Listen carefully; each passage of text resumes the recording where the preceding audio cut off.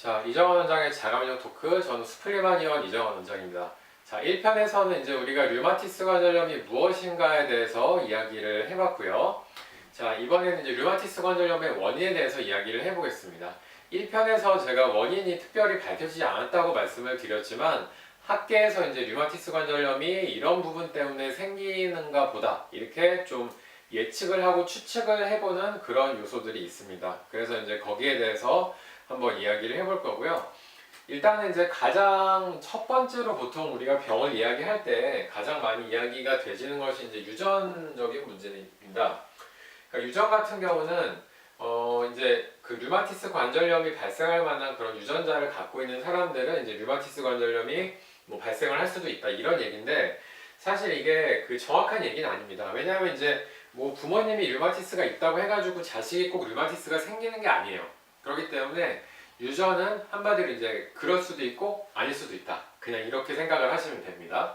그래서 이제 유전적인 원인이, 근데 만약에 뭐 그 부모님이 류마티스가 있었고 뭐 할머니가 류마티스가 있었고 그렇다고 한다면은 그 분들은 조금 더 조심을 하는 게 좋겠죠. 어쨌든 간에 가능성이 뭐 5% 10%라도 뭐 20%라도 높을 수가 있는 거니까요.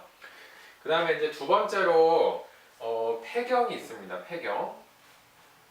그러니까 폐경이 원인이 있다는 얘기는 결국에 이제 여성 호르몬의 변화에 따라서 이게 발생을 할 수가 있다는 얘기인데요.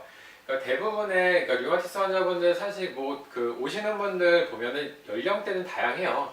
뭐 젊은 여자분 아니면은 뭐 젊은 남자 아니면 이제 나이 든 남자분 여러 가지 그 연령군들이 있는데, 가장 사실 많은 게 이제 폐경 이후 여자분들한테 가장 많이 발생을 합니다. 그래서 우리가 어느 정도 폐경과 류마티스 관절염은 좀 관련이 있지 않나 보통 이렇게 이야기를 하게 되고요. 그 다음에 이제 뭐 그 스트레스에 대해서도 이야기를 많이 합니다.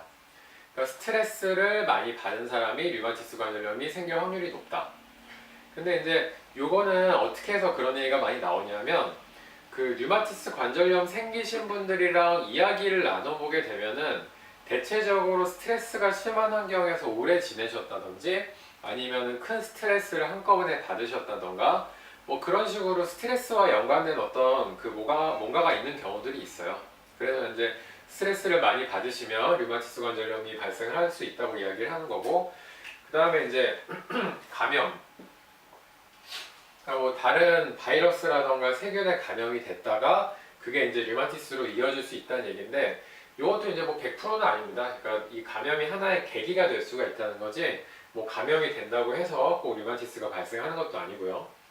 그 다음에 이제 또 환경적인 요인이 좀 있어요. 환경적인 요인은 우리가 이제 뭐 물 아니면 공기 뭐 이런 것들로 인해서 환경 오염이 발생하고, 그 오염이 우리 몸에 영향을 주었을 때 뭐 중금속이 들어간다거나 그런 식으로 영향을 줬을 때 그것도 이제 원인이 될 수 있다고 학계에서는 추정을 하고 있고요.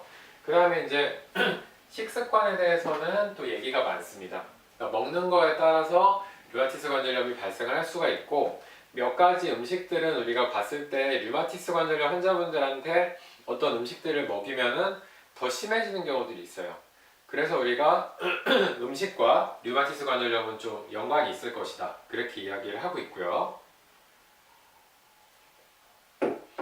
그다음 이제 마지막으로 말씀을 드리고 싶은 게 이제 과로라든지 아니면 이제 수면 부족. 그 수면 부족 같은 경우에도 우리가 이제 류마티스 관절염을 발생시키는 원인이라고 볼 수가 있고, 임상적으로도 환자분들이랑 이야기를 나눠보게 되면은 잠을 많이 못 잤다 그동안에, 그렇게 말씀하시는 분들도 많습니다. 그래서 이제 이 중에서 이런 원인들 중에서 제가 그동안에 임상을 하면서 좀 처절하게 느꼈던 원인들은 무엇이냐, 그 확실하게 이거는 연관이 있을 것 같다 이렇게 생각이 든 거는, 일단 이제 그 폐경 부분이 있고요.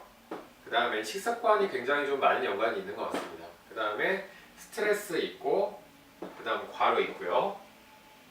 그 다음에 이 환경적인 요인들은 사실 이제 제가 옛날에 류마티스 관절염이 진단이 제대로 안 되던 때, 그러니까 예전에는 환경오염이 좀 적었죠.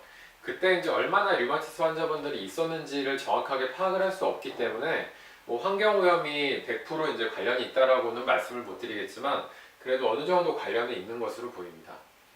그래서 이제 류마티스 관절염을 발생시키는 추정되는 원인들은 이런 것들이 있다고 보시면 될 것 같고, 그래서 이제 만약에 내가 류마티스로 진단을 받았는데 이런 것들에 현재 좀 문제가 있다고 한다면은 이런 요소들을 좀 변화시키려는 노력을 하시는 것들이 또 필요하겠습니다. 그래서 이제 이렇게 류마티스 관절염의 원인에 대해서 좀 알아봤고요. 다음 편에서는 제가 이제 류마티스 관절염 진단에 대해서 조금 이야기를 해보려고 합니다. 그래서 이제 두 번째 동영상 이제 류마티스 관절염 원인에 대해서는 여기까지 좀 마치고 또 다음번 동영상에서 뵙도록 하겠습니다.